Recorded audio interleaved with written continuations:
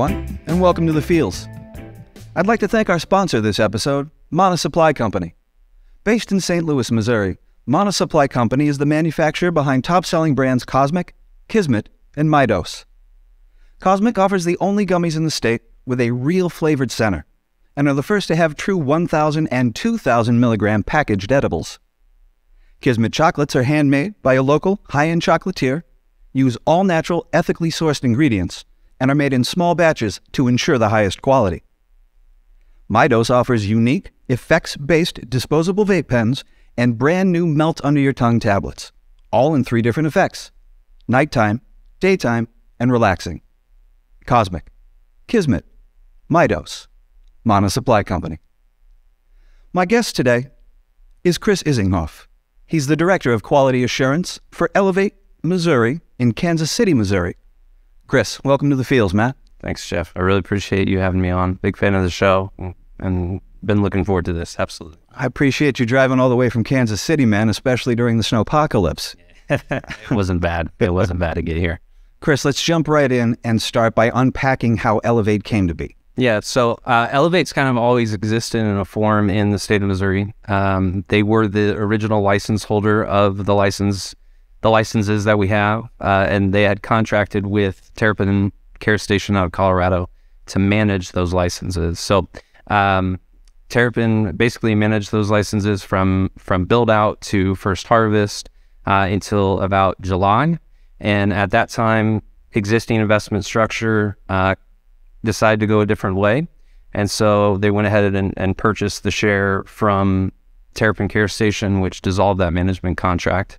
And then from there, we were off running, kind of doing it ourselves, really just had the same core group of individuals. Actually, all the employees we retained. And it was, instead of executing someone else's vision, we were executing our vision. So that's kind of how Elevate came to be in the state of Missouri.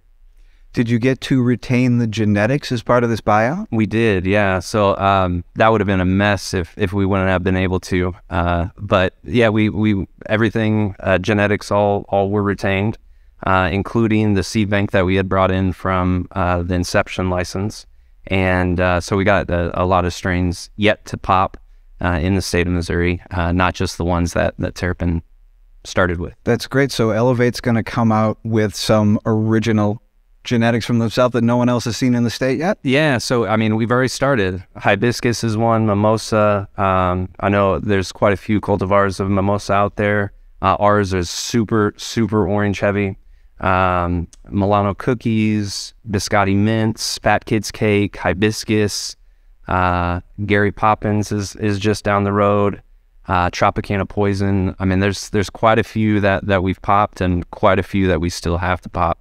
And really, it doesn't stop, because the state is allowing us to bring in seeds with the new proposed rules. So there's no cap on or stopping of genetics in the state anymore. So you can obtain seeds from anywhere in the United States or even the globe? Yeah, absolutely, as long as it doesn't violate state and federal law. And so, with the 2015 Farm Bill, 2018, the DEA kind of looks at seeds as hemp now. So testing under 0.03%. No THC, yeah. And so they're considered hemp now. So, well, that's a nice little loophole. Hopefully don't close that with the 2023 Farm Bill. Yeah, no, I always watching those hard, not just because of the hemp side of things, but how it affects the cannabis side as well.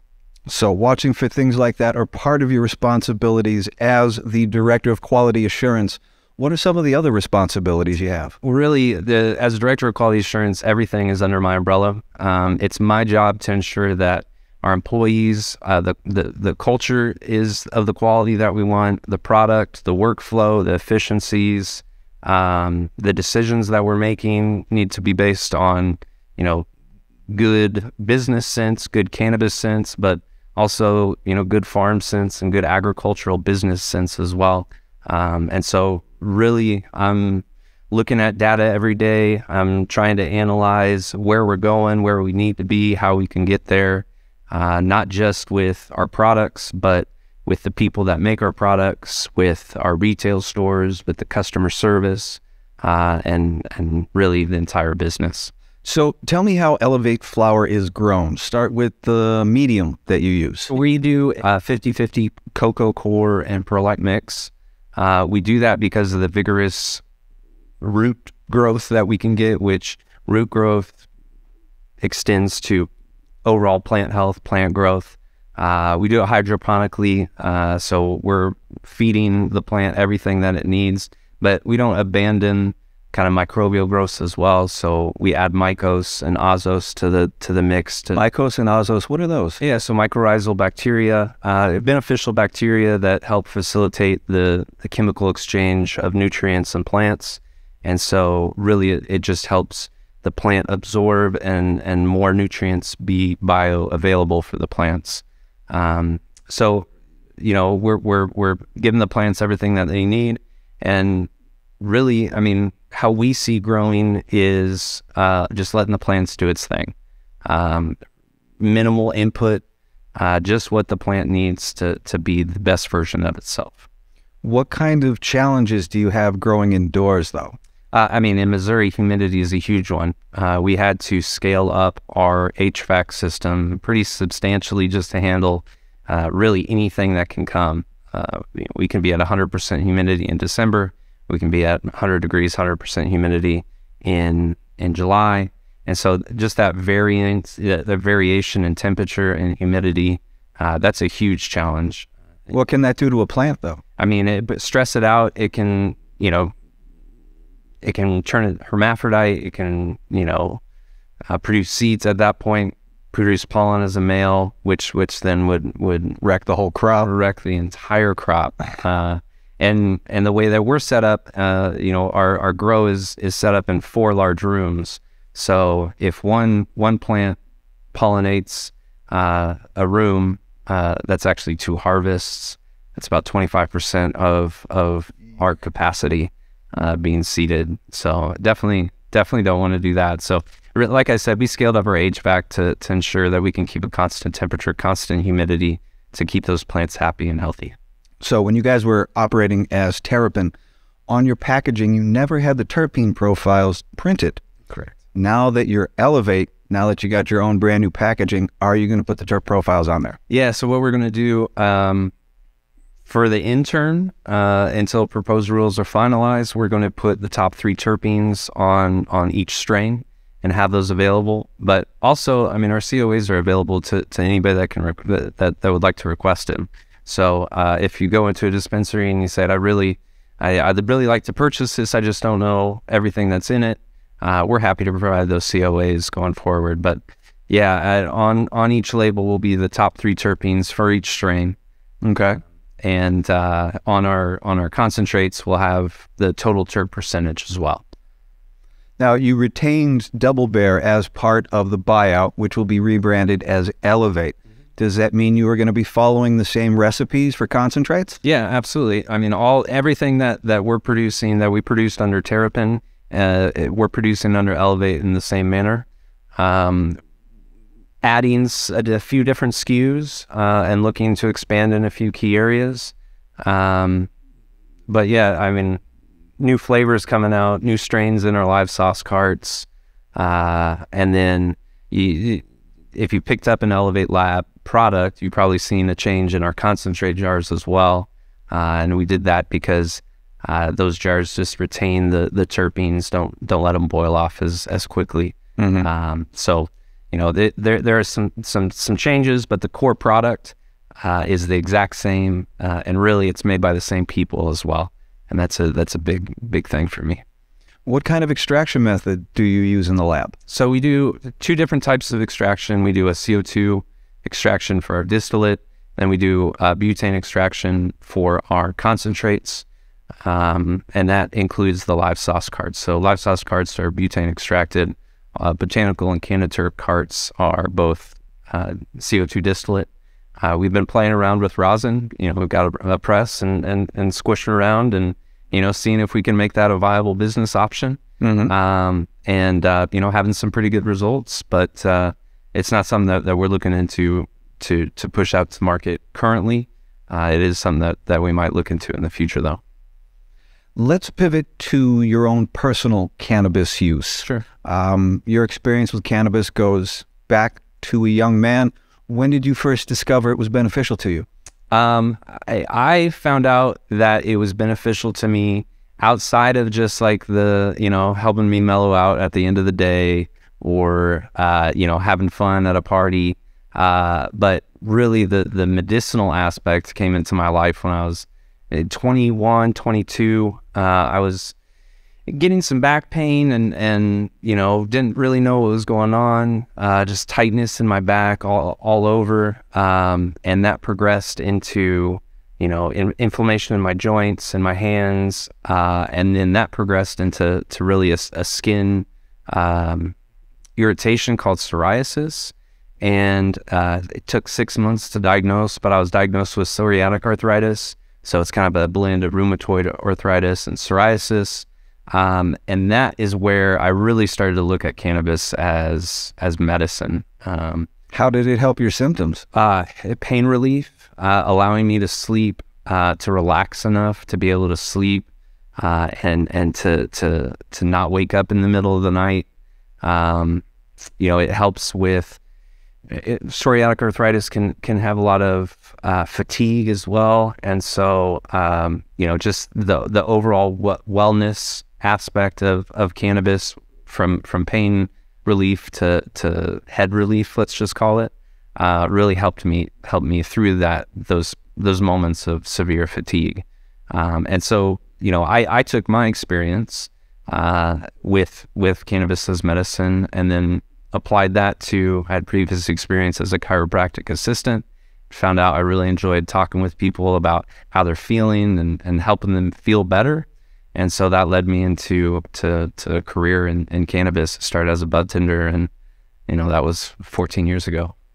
Let's talk about that for a second. What kind of trends were started back then that you were noticing starting to filter out across the rest of the country? Because Colorado has one of the oldest legal markets in the country. Yeah, as far as dispensaries go, for sure. I mean, they've existed since 2009 in Colorado.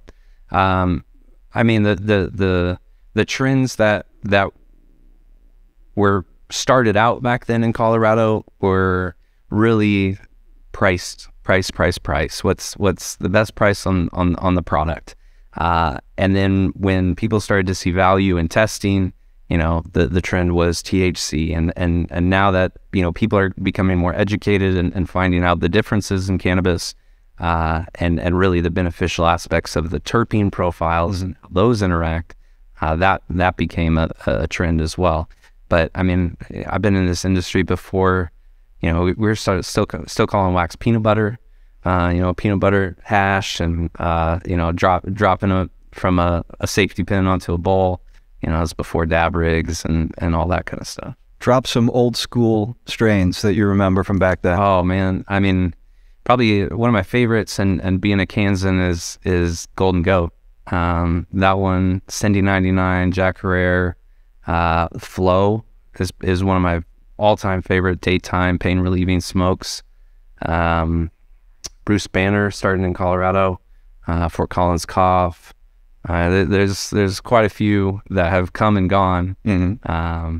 Another one, George's Cross. I mean, there's so many out there, especially in a state that is so focused on or started, let's just say, with the caregiver-patient relationship, and then that blossomed into having dispensaries. But there's massive amounts of genetics in Colorado and massive amounts of growers in Colorado. So, there's things that have come and gone for a long time, and sure, I miss some of those things, but I also like a lot of the new stuff too.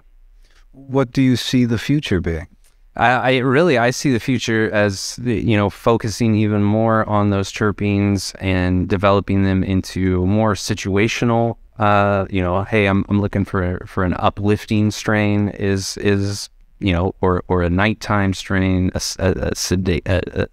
sedative strain. Or so effects-based marketing? Effects-based marketing, absolutely. And then the expansion of vaporized oils. I mean, I really think that is going to be really the future going forward.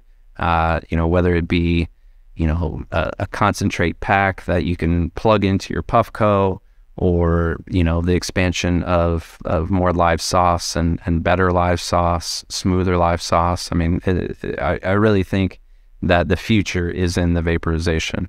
I mean, there's always going to be people smoking. We're always going to roll something up and share it between friends. But I think concentrates are. But will we get rid of the strain names? Because, are we ever going to get to the point where we're going to say, I'm not smoking on a bowl of cherry diesel right now, I'm smoking on a bowl of X95 that has a cannabinoid and terpene profile of this? Yeah, no, I don't think so. I mean, there's a creative aspect to this industry that this always has been and always will be, mainly because of the plant that we all consume. It really helps with creativity. So I think really in the future, strains are still going to be, named all sorts of good stuff. And hopefully in the future, we can also verify that those strains are what they are, and maybe through genetic testing or things like that. Or genetic copywriting. Is it going to come to that? I hope not. Really, I don't think, I hope not. As someone, who has seen large agriculture take hold of seeds and develop technologies to reduce the spread of those seeds, I'm still a firm believer that seeds should be free to everyone. No one should have the copyright on a specific strain of cannabis, of tomatoes, of carrots, whatever. Mm-hmm. Are there any standouts in the Kansas City market that you kind of want to tip the cap to? Because there are a lot of talented people out there. I mean, a lot of people on our team, I would love to give shout outs to. Please. Ian Peak, our COO, Gwen Devonshire, our lab director, Nick Hunt, John Need, both in our production team. Zane Newsom came from Colorado, moved here to handle all of our retail as our retail director, and really the man that makes it all happen. Chuck Kuda, our CEO, the business side. If we look at the strength of our company is having the cannabis experience. Between myself and Ian, we have over 25 years of experience in the cannabis industry, and then add to that the business sense that Chuck brings. It really sets us up for success. Absolutely. And you said you have 2 dispensaries right now?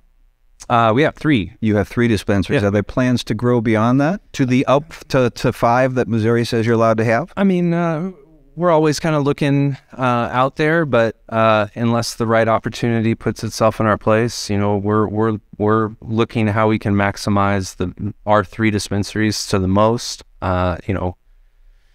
We'll see what adult use brings, and we might be just swimming in sales where we just don't have the product to expand to another one, or but we keep our options open and would never turn away an opportunity. What have you had to do to prepare for adult use sales at the dispensary level? Yeah, so part of our preparation for adult use was getting rid of all the Terrapin products. So we had a licensing agreement with Terrapin that ended on January 5th. And so on January 5th, we had to pull back all the Terrapin products and then push in Elevate products. Basically, we tried to do that over a day and make it so patients wouldn't feel that, right? You just come in one day, it's Terrapin, come in the next day, it's Elevate.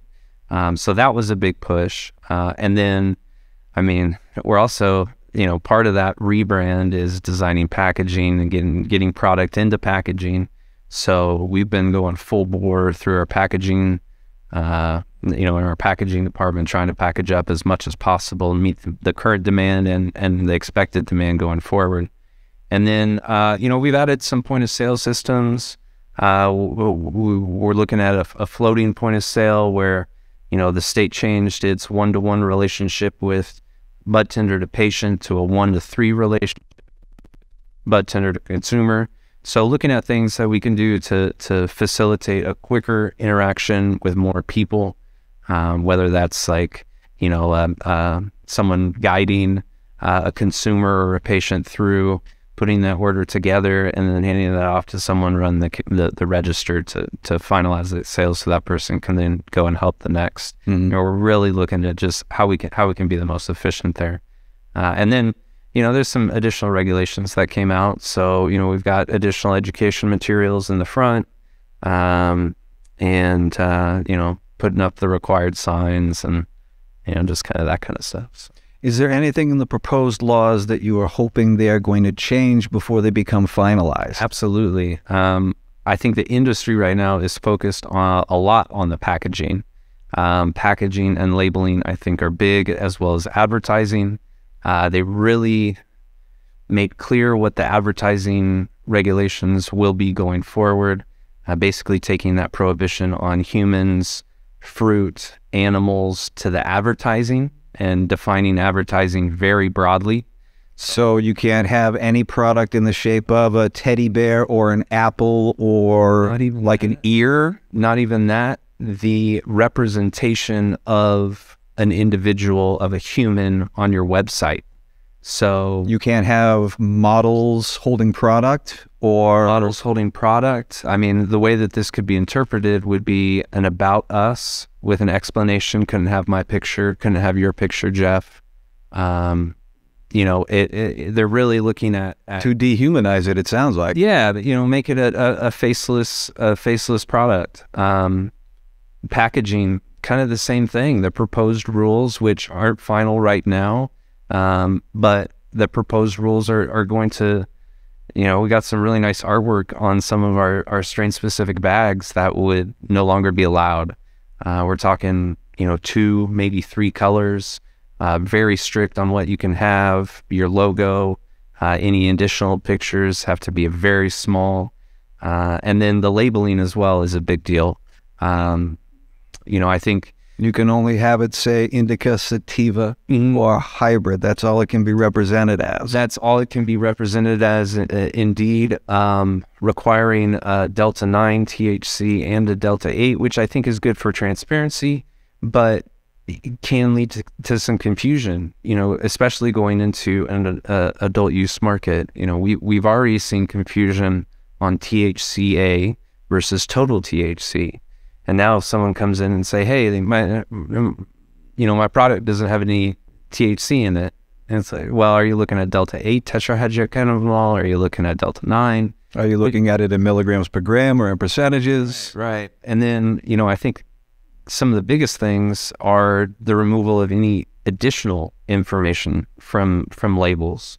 So, for instance, we were talking about terpenes. You want to be able to have terpenes on the back. You want to be able to have total THC. You want to be able to have a QR code that goes to a website that talks about how to administer this product. Really just stripping away any additional information to just what's required. Making it less a medicine and more a product. Yeah, more just a product that you really can't evaluate against each other. Just once again, dehumanizing, kind of faceless. So many of our patients that come in depend upon terpene profiles so that they can accurately figure out what is going to either work for them or their loved ones. We've had patients come in that we spent 1.5 years with trying to tailor something for them, and that's how they now shop. And no longer will she be able to gain that information. Easily, right? Part of it is we want to be able to provide that information easily, especially at the dispensary level. It's really easy to put it on the back of a label. What we're then forced to do, if they remove that ability, is have additional materials, going through, keeping COAs on site and organized. We can probably riff for half an hour on things that we can do to try and facilitate that information, but it's all about the ease of information, especially when medical patients aren't going away. And so, we need to make sure that they have that information, the information that they need to make an informed decision about the medicine that they choose. So given that these rules that the state has out are emergency ones, and they also have proposed rules as well, how can John and Jane Q Public talk to people and say, we'd like these changes made? Yeah, so the proposed rules, that rulemaking process, there's a public comment period. So, I think it's starting on February 3rd. There's 30 days that you can write in to the Department of Health and Senior Services and voice your opinions. And then part of the rulemaking process is public hearings and hearing from the public directly. But really, it's making your voice heard to your legislature, the DHSS, really anyone in the state government who will listen, which is sometimes hard to get. But, if we push, they'll listen a little bit harder. Well, I know the department that runs that right now at DHSS is kind of strapped, given that Lyndall Fraker has stepped down. His replacement's the one that's writing the rules and basically running the show there. Yeah. So she's got a lot on her shoulders there, but hopefully she'll be open to the public comments that get made. I know the website is dhss.mo.gov. So if you want to hunt around that website there, you can probably find how you can do some public commenting. Yeah, if you go, I think it's called Rules and Laws at that website. We'll find the medical cannabis part of it, right? And then go to the Rules and Laws section. Then under Proposed Rules, it kind of explains what the process is.